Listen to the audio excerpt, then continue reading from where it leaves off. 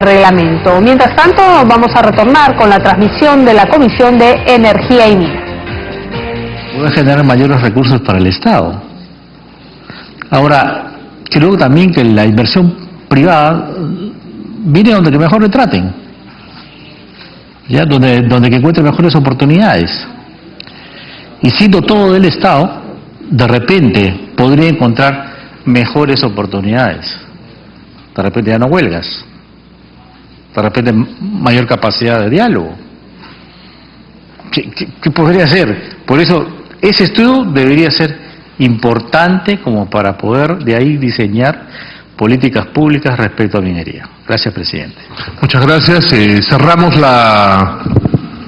el rol de oradores con el congresista Clayton Galván. Gracias, presidente. Con saludo cordial a mis colegas congresistas y también a nuestro invitado, el señor Macera.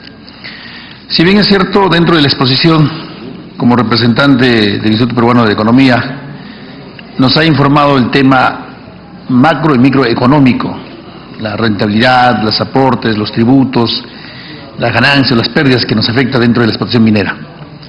Nosotros como parlamentarios y representantes de cada una de las regiones y particularmente de mi región de Pasco, que es una zona que ha, cobijado a muchos, que tiene yacimientos mineros y por cierto muchas empresas mineras están allá. Entonces no le ha tocado algo muy importante que de repente pues debería ser de interés también y como instituto ver si deberían de considerarlo. Va a ser un tema también que vamos a hablar con el viceministro de Gobernanza. Pero sin embargo, mi estimado Diego, uno de los problemas, los talones de Aquiles que se tiene para las rupturas de las relaciones sociales y el cual genere gastos tanto al Estado, asimismo a las empresas mineras y otros, es la irresponsabilidad social que tienen las empresas mineras con la población, con la comunidad. Muchas de ellas son exitosas, que sí saben trabajar, han generado empleo, conformando empresas comunales, creando comités u otros para que de esa manera puedan desarrollar capacidades en la población, generarles un empleo y asimismo también prepararles en algo para que ellos puedan defenderse. Pero muchas de estas empresas no, solamente se han ido allá, han explotado, digamos, los yacimientos, se han llevado las riquezas correspondientes y a la final les han dejado en abandono pues a la población. Y esto debe ser una preocupación porque te genera gasto, te genera pérdida. Lo que está pasando ahora en el sur, por ejemplo, es una pérdida irrecuperable y no solamente irrecuperable, sino una pérdida muy grande. Entonces, no sé si ustedes toman como parte también de una evaluación, de un diagnóstico, no. Pide una interrupción el congresista Lucio Ávila. Ya me cortó la dilación, pero si usted lo permite, presidente. Congresista Lucio Ávila, por favor. Gracias colega, gracias presidente. Tengo dos preocupaciones. En primer lugar, la estructura tributaria establece que el 0.2% de los contribuyentes están entre los grandes y las empresas más importantes que contribuyen. Ellos contribuyen al ingreso, eso según SUNAT, al 76%. Dentro de ese grupo están las mineras, que no vienen a ser sino el 0.01%, o sea, un cero, o sea, ni siquiera se aproxima al 1%. Y es un misterio cuánto realmente SUNAT recauda. Nosotros podemos ver, simplemente ser testigos, ver pasar, por ejemplo, en la zona de Imata, en Espinar, ver circular, esa carretera sirve más para la minera, como hormigas salen los volquetes cubiertos de mineral. ¿Cuánto de elusión, cuánto de evasión hay? Están pagando, aun cuando es un porcentaje desventajoso para nosotros, ¿no? que lo ideal sería tal vez un 50-50-50 de reparto de utilidades, pero aun cuando nosotros tenemos una porción pequeña, existe la elusión, existe la evasión. Nos presentan políticas para agarrar a los pequeños, a los 9 millones de contribuyentes, que tributan solamente el 25%. Entonces, ¿cómo se va a corregir esto? No soy antiminero de ninguna manera, pero tampoco es bueno para el país que se lleven todo y nos dejen migajas, aun cuando la minería es lo más importante para la economía del país. Y lo otro es, se hablaba de la pequeña minería informal, los micro. Solamente en La Rinconada se estima que se va vía contrabando hacia Bolivia 180 toneladas de oro. Estamos hablando de 180 toneladas de oro. El Estado no compra, y como no compra, en la misma Rinconada el pequeño productor funde el oro, ahí como fuera una cadena de pollerías con una estufa ahí, funden el oro y eso se va directamente a Bolivia. Y nosotros no compramos y hacemos que un país vecino se esté volviendo rico con nuestro oro. Entonces, son dos puntos que quería opinar. Gracias. Para terminar, congresista Clayton Galván. Sí, bueno, quiero retomar lo que manifestaba. Era sobre el tema de la responsabilidad social. Entonces, a raíz de esto, como no se genera trabajo, no se genera empleo, no se genera el correo económico, trae consigo un problema social. Y ese problema social consigo trae las pérdidas, digamos, económicas, tanto a la empresa y al Estado. Eso se debería tomar como parte también de la investigación, del estudio, con la finalidad de contrarrestar a que no haya más gastos. Ahora, el otro tema, el talón de Aquiles también que deberían tomar en consideración, es la ruptura de las relaciones sociales que tiene entre la empresa y la comunidad. Y eso también genera gastos. No se imaginan de repente lo que está pasando en Arequipa.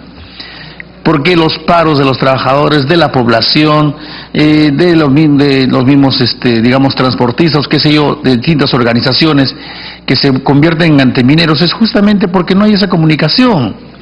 No hay esa área de imagen que informa a la población qué es lo que está haciendo, qué es lo que quiere hacer y a dónde va. Entonces, las empresas mineras que son abusivas, pues solamente llegan, quieren explotar y extraer los minerales y llevarse la riqueza y chao, y con eso.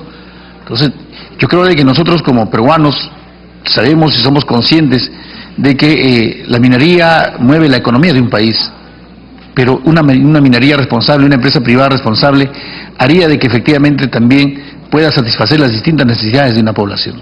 Entonces me gustaría yo, ¿no? Por ejemplo, a nivel de Pasco, y no es Pasco, sino es a nivel nacional, donde están adianzados pues todas las empresas mineras, el tema de plomo en sangre. Pero no hay una política tanto del Estado, ni tampoco de la empresa, que de una u otra manera haya contaminado o no, como parte de su responsabilidad social, y diga, pues, ¿qué hacemos con esas personas que están infestados? O cómo contrarrestar, o cómo prevenir, que debería ser un tema también de ayuda, no tanto para la población, sino también para la empresa. Entonces, teniendo estos, estos trabajos de preventivos, entonces, estoy seguro que podrían modificarse pues estos ingresos económicos, tanto a favor de la caja fiscal, a favor de la misma empresa y cumpliendo en ambos lados. Gracias, presidente. Muchas gracias. Dejamos en el uso de la palabra al señor Diego Macera para sus consideraciones finales. Muchas gracias por las preguntas, muchas gracias por la participación y la atención en el informe. Yo quiero ser muy breve en aras del tiempo, no creo que pueda responder a todos los puntos tocados, pero hay algunos que me gustaría tratar. Respecto de la intervención de la congresista Aramayo, sí me gustaría decir que hay un retraso en el nivel de exploraciones que tenemos en el Perú, lo cual nos hace pensar que de acá a los siguientes varios años de repente vamos a tener un flujo de proyectos mucho más reducido. Sin embargo, creo que hoy día parte del problema principal es que incluso los proyectos que ya tenemos con recursos comprobados no están saliendo adelante. ¿no? Entonces, claro, es por supuesto que es importantísimo preocuparse de la exploración, pero tanto o igual de importante es preocuparse por los proyectos que ya están y que por algún motivo no están avanzando. La parte de simplificación burocrática posiblemente compite con la conflictividad social como el tema principal de retraso de los proyectos mineros, eso para mí queda clarísimo. Y respecto de la participación de los trabajadores, ahí tengo solamente dos breves comentarios. Respecto de la muestra que hicimos, solamente compartimos eso con México, entonces hay que pensar en cuál es, y atendiendo un poco la consideración del congresista del Castillo respecto de la competitividad, cuál es la competitividad que le estábamos al sector en esto, y luego también creo que conviene plantearnos cuál es la distribución de retribución de capital y redistribución de trabajo que tenemos en la economía. Por último, respecto de la ejecución del canon que manifestó la congresista Aramayo, me parece que ahí está el espacio principal de discusión al que deberíamos estarnos abocando. Nosotros pedimos recursos justamente a las actividades productivas, minería entre otras. En la otra cara de la discusión es en qué lo estamos usando. ¿Cómo los estamos usando? ¿Quién lo está gastando? ¿En qué? Y en esa parte creo que todavía no estamos utilizando tanto tiempo de debate como país como quizá correspondería. Respecto de la intervención del congresista Arana, yo quiero agradecerle además la oportunidad, lamentablemente no está, pero quería agradecerle la oportunidad para reafirmar la independencia del Instituto Peruano de Economía, organización que dirijo y que está hace 25 años en operación. Independencia respecto de que solamente contribuye, solamente debate y solamente está a favor de lo que mandan sus estatutos, ¿no? Y sus estatutos están a favor del crecimiento del Perú en un contexto de libre empresa y en democracia, ¿no? No respondemos a ningún otro interés en ninguna otra empresa. Nuestras empresas asociadas son públicas, están en la página web, nosotros no tenemos nada que ocultar, pero no respondemos al interés de ninguna de ellas. Dicho eso, creo que de repente yo me he expresado mal, en ningún momento me he manifestado a favor de extender los convenios de estabilidad tributaria. De repente yo he dejado de entender eso, pero no es el caso. Y de hecho hay que tomar en cuenta que Chile sí los tenía hasta el 2016. Sobre el congresista Arana comentó algo sobre el tiempo de devolución del IGB. Yo estoy de acuerdo en que hay que ordenar un poco estos plazos. Sin embargo, cuando hablamos del costo del IGB, en verdad va para el otro lado. Es la empresa la que está financiando al Estado con estos pagos de IGB que no corresponden porque es una actividad para exploración. Es la empresa en realidad la que está descapitalizando del dinero que necesita para hacer la inversión, haciendo estos pagos adelantados al IGB que después se los retribuyen sin una compensación financiera equivalente. Entonces, cuando hablamos de que estos pagos de IGB que se devuelven en un año, que se devuelven en 4, en realidad, ya devolvérselos en un año ya es un tema, porque ya les has quitado esa plata por un año, cuando no debías hacerlo en el primer momento. Insisto, otros países no tienen este esquema de IGB puesto en el proceso productivo general, porque el Estado no se quiere financiar del proceso productivo dejándole más plata a las empresas para que operen, lo cual tiene sentido. Pero bueno, en el Perú hemos elegido que el IGB se va colectando poco a poco, esa es la manera de hacerlo, pero eso es un costo financiero para las empresas, no para el Estado. Respecto de la elusión en minería que manifestó el congresista Arana y que se ha repetido también en algunos otros gente que ha intervenido, yo me he manifestado en mi presentación a favor de mejores herramientas de fiscalización para controlar potenciales prácticas evasivas o elusivas en el sector. Yo creo que aquí hay mucho trabajo que hacer y de hecho lo conversábamos con el presidente de la comisión respecto del trabajo que puede ayudar a hacer SUNAT en esto. Yo creo que hay mucho espacio de trabajo ahí, pero no se trata de tirar la casa por la ventana, no se trata de cambiar lo fundamental del modelo de tributación minera que está acorde con prácticas internacionales. Si hay algo que se puede trabajar dentro del esquema de fiscalización, me parece genial. Brevemente sobre el comentario del congresista del Castillo, yo estoy de acuerdo en buscar maneras de mejorar el sistema de tributación minera con homologación en la Alianza del Pacífico. Creo que hay mucho que aprender de otros países. Nosotros no tenemos por qué estar inventando la pólvora. Sí me preocupa un poco en los esquemas de homologación que a veces perdemos oportunidad de ser competitivos en un punto en particular, ¿no? Cuando todos somos igualitos, un país difícilmente se puede diferenciar sin salirse del esquema total, entonces pierdes oportunidad de ser competitivo en A o en B. Dicho eso, yo estoy absolutamente de acuerdo en que no solamente en el esquema de tributación minera, sino en otros temas deberíamos estar aprendiendo más de países de la Alianza del Pacífico, y ellos quizá de nosotros. De acuerdo, los convenios de estabilidad tributaria han sido un tema han respondido a un contexto de falta de institucionalidad, del cual lamentablemente todavía no somos ajenos, ¿no? Y el debate esto de la nueva Ley General de Minería creo que abona al punto. El GEM en realidad pesa poco, no es un punto central. Y quería sí puntualizar respecto del valor agregado de la minería, que mencionó y han mencionado algunos señores congresistas. Nosotros en el Instituto Peruano de Economía hicimos un trabajo hace un par de años justamente analizando cuál es el valor agregado de la actividad de explotación y explotación versus actividades subsiguientes de refinación y fundición. Se lo podemos alcanzar a la comisión sin ningún problema, tenemos encantado de compartirlo con ustedes. Nuestra recomendación en general es tratar de encontrar mejores herramientas de valor agregado en los encadenamientos hacia atrás, no tanto en los encadenamientos hacia adelante, que son la refinación y fundición, ¿no? Y procesos posteriores que pueden ser costosos, que pueden ser contaminantes y que pueden no ser tan económicamente eficientes, pero sí tenemos mucho espacio para desarrollar clústeres mineros, para tener empresas de calidad de voladura, empresas de calidad de ingeniería, empresas de calidad de perforación, que de hecho ya existen, pero son por ahora la excepción. ¿Cómo desarrollamos el clúster minero de Cajamarca? ¿Cómo desarrollamos el clúster minero del sur? Creo que por ahí va mucho, por ahí debería ir parte de la discusión. De nuevo, encantados de alcanzar el documento. Respecto al de la intervención del congresista Damer, de repente yo me he expresado mal, pero no tengo mayor intención de bajar impuestos a la minería. Yo creo que hay espacio para mejorar en el contexto de evasión y elusión que he comentado, pero no estoy abogando a favor de ni pretendo tampoco abogar a favor de una reducción de pagos a la minería. No, quizá yo me expresé mal. Y creo que ya hemos experimentado con un Estado empresario antes y ya sabemos cómo nos ha ido. Creo que no vale la pena redundar en eso. Sí redundar en la intervención del congresista Reategui respecto de nuestra preocupación fundamental sobre la minería informal. Compartimos la preocupación, no solamente por un tema económico, que en realidad creemos que en este caso puede ser incluso no lo más importante, sino por el costo humano y ambiental que tiene. Solo para finalizar, con el congresista Ávila compartimos el espacio para mejores herramientas de evasión y elusión en la minería, en eso absolutamente de acuerdo. Y respecto de la intervención del congresista Galván, un poco en paralelo con lo que fue la intervención de la congresista Aramayo, nosotros pensamos que la discusión tiene que empezar a girar también en cómo estamos usando los recursos que genera la minería para generar no solamente mayor bienestar, sino también más legitimidad en la misma actividad económica. ¿Cómo hacemos para promover minería responsable? No creo que ese es el punto final.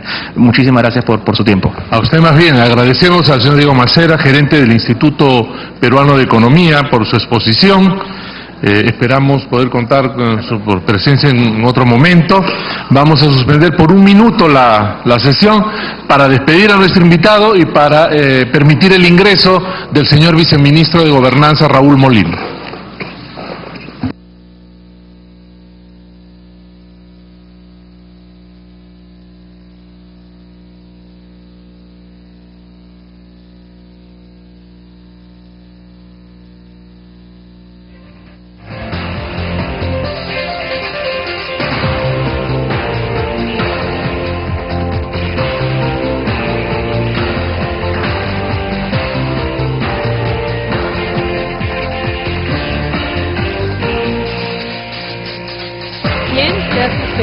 Por unos instantes la sesión de la Comisión de Energía y Minas, que tuvo como invitado a Diego Macera Poli, gerente general del Instituto Peruano de Economía, IT, quien informó sobre la evaluación de la estructura tributaria del sector minero.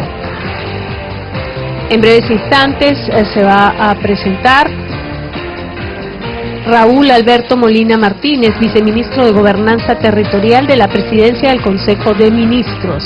El tema a tratar está relacionado con los conflictos sociales mineros vigentes a la fecha, acciones adoptadas y por adoptarse para resolver los mismos. En unos momentos más se reanudará la sesión de la Comisión de Energía y Minas, que se viene llevando a cabo en la Sala Miguel Grau Seminario del Palacio Legislativo, con la presencia de los integrantes de este grupo dictaminador. Ya se despidió al primer invitado, acaba de ingresar el segundo invitado y, como lo indicábamos, pues se va a reanudar la sesión. Hay que señalar también a los televidentes que la sesión del Pleno fue suspendida hasta las 4:30 de esta tarde para contar con el quórum de reglamento, toda vez que tres comisiones ordinarias pues venían desarrollando sus respectivas sesiones.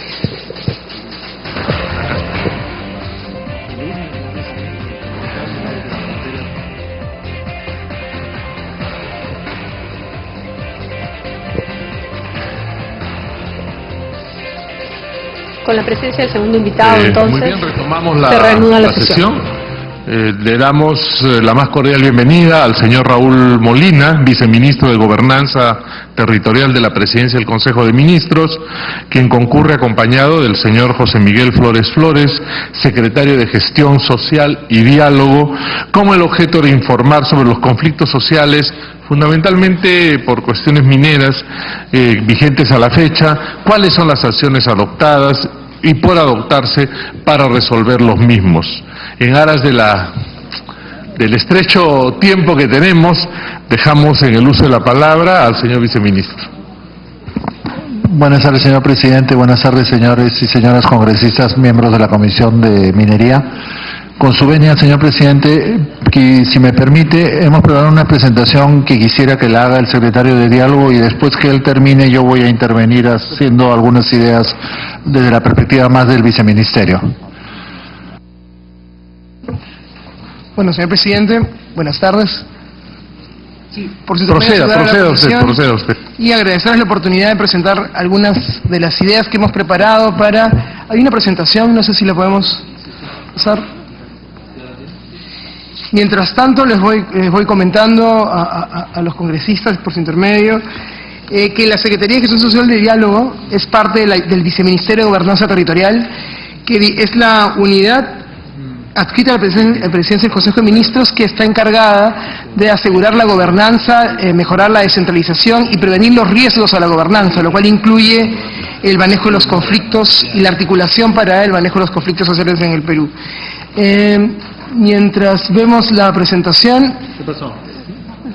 les comento igual un poco las funciones que tenemos en la Secretaría de Gestión Social y Diálogo, que tienen que ver con un aspecto normativo. Tenemos la competencia de formular y supervisar políticas y planes y estrategias para la prevención y gestión de conflictos sociales, y también proponer y aprobar normas y directivas y protocolos en materia de nuestra competencia. Tenemos funciones de prevención de conflictos sociales, de intervención directa en conflictos sociales, cabe decir la implementación de mesas de diálogo y otros mecanismos necesarios para el manejo de eventos de conflictividad y también el manejo preventivo, y también el seguimiento a los compromisos derivados de conflictos sociales.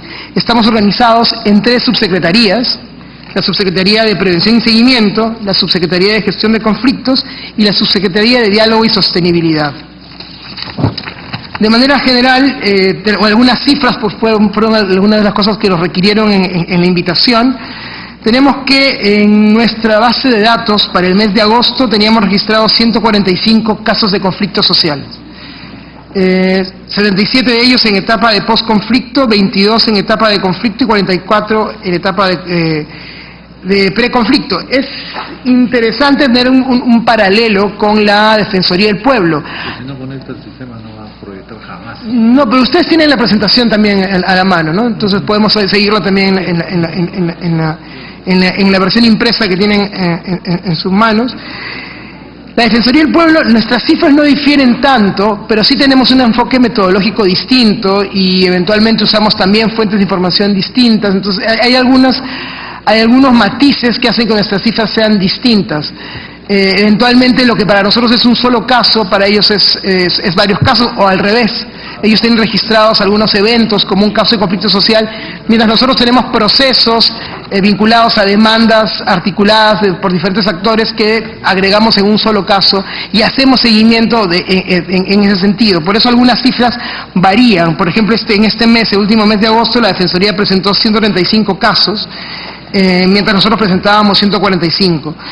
No difieren mucho, pero sí hay una diferencia que yo creo que es más bien se ha ido afinando la metodología. Hace un año que empezamos con esta nueva metodología, las diferencias eran mayores. Pero hablando ya del enfoque, perdón, hay una cifra adicional que quisiéramos compartir con ustedes, que del total de conflictos que tenemos nosotros registrados, 42.7% son mineros. Serían los 62 de 145. Obviamente hay una carga muy fuerte, una concentración particular en el ámbito extractivo. No hemos incluido acá el asunto de hidrocarburos porque no se nos preguntaba, pero si sumamos hidrocarburos y minería, digamos que es el aspecto en el que más se concentra la conflictividad en el país. Tenemos distribuidos los casos en diferentes regiones del país,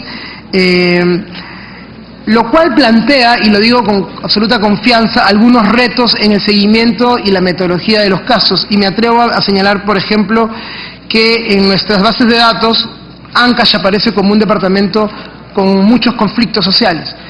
Pero no necesariamente eso expresa que sean los conflictos sociales activos. Hoy por hoy, Ancash mantiene cierta tranquilidad en términos de conflictividad social, mientras podemos ver que el sur es el que concentra más actividad en la conflictividad. Pero en general hay una serie de casos a lo largo de todo el territorio. Y con eso nos vamos acercando a lo que quisiéramos plantear como tema de fondo, que es cómo entendemos la conflictividad social. Aquí el diagnóstico que tenemos plantea dos ejes de comprensión del problema, que tiene que ver con uno político, que los conflictos sociales nos revelan de la manera tal vez más descarnada, palpable en el territorio, la fragilidad de los liderazgos, la fragmentación de los liderazgos. Lo pongo como ejemplo, todo el tiempo podemos ver que llegamos a un acuerdo con algún líder en una mesa de diálogo o en algún espacio de negociación, y esos acuerdos no necesariamente son, no quiero decir respetados, pero tienen que ser validados y enfrentan una serie de cuestionamientos eventualmente cuando estos acuerdos llegan a la base.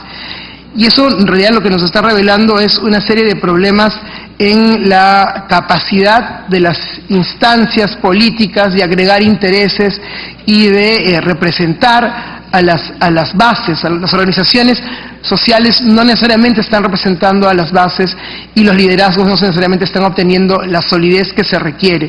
Y obviamente las instancias estatales, y hablamos de las instituciones, tampoco están ofreciendo los canales suficientemente sólidos para intermediar entre la demanda popular de las organizaciones de base y el Estado. Las mesas de diálogo fueron un intento de hacerlo.